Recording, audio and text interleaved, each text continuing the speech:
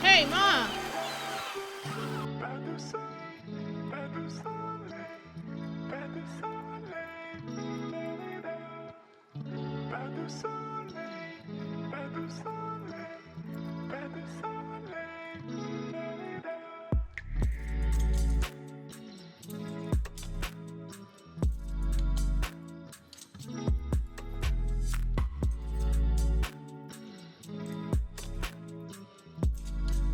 I love my matte gel.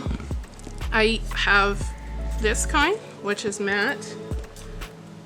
And let me see how I opened it, but it's a very thick kind of gel. It dries translucent. And I use it for thickening up acrylic paints, but it will also lighten the acrylic paints.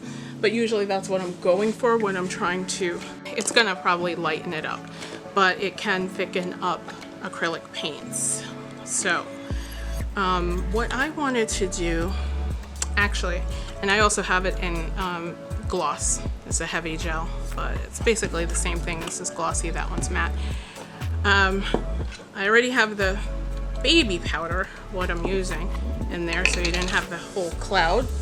You didn't have to witness that. And the reason I'm trying this, I've never tried it before, is because I bought this at some point for $1. It's usually like $5. And all it is clear Elmer's glue, school glue. It goes on purple like this, and then it dries clear. So I just thought that was neat. And like I said, when I do these DIYs, they're not for like crafts that I expect to last for the end of eternity. They're just really for crafts that I do just for the joy of it. So if something happens to it, it's not going to be the end of the world. So I'm going to use a ratio of similar to what I'm going to do a 1-to-1 ratio here. Okay, hold on, let me get a thing to stir it. Now this is going to be thick because I want it to be like a paste. So we're gonna stir this up. Oh, look at that. I just think it's pretty cool that it's gonna go on purple and then turn clear. And I'm hoping that this process doesn't turn it clear prematurely. Because it's just very, very thick. It's thicker than white glue. You can see what it looks like on the side. Now, these are just, I usually use like olive jars. I eat a lot of olives in my keto life. So, but you see, it's like a nice lavender. I just, you know, it's just nice. And if you like this idea, I do have another one that's yellow and it's supposed to dry to red. I bought it at the same time. I could experiment with that one as well if you're interested. Just let me know in the comment section and I could try that. I think that would be pretty nice on some designs. So the kind of like not really knowing how it's going to turn out, just experimenting. So I would use this differently. I would use this differently than I use the regular gel. I usually only use the regular gel when I mix it with paint or something. But this, I don't know if I should add water to it, you know? I'm gonna add a little touch of water. Just a touch of water, a tablespoon. It's pretty neat, but it's really, the proof is gonna be in whether or not it dries clear. I'm very interested in seeing what turns out from this. Okay, so it's a light lavender. It looks like it wants to turn white. It does have powder in it, so that's probably part of it, but I'll show you what it looks like. And then we'll just come back to it later. I do see a little bit of translucence in there.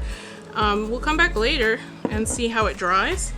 And it might just be like a gray kind of paste that I have now on hand. But it was an interesting experiment, you know, like if you were trying to do a texture on some cardboard like this. See, I could use as much as I want of it because I made it for pennies. I used some old powder that I wasn't going to use for anything else, and I used a $1, half of a bottle of $1 glue and some distilled water. So look at that. Okay, so we'll come back later and see how that dries, if it's translucent, if it has a shine if it dries hard. So I did several things here.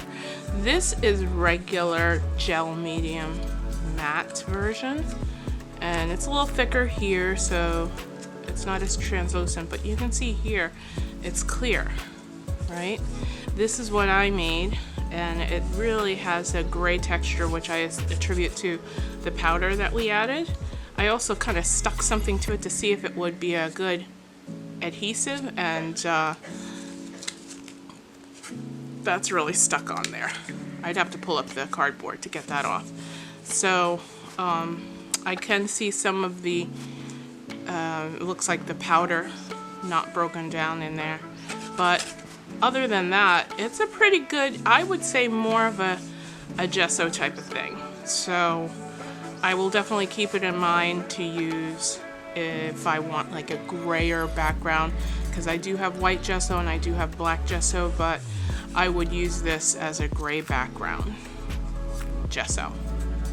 And again, it works pretty well as an adhesive. So that is how the changeable ink glue worked.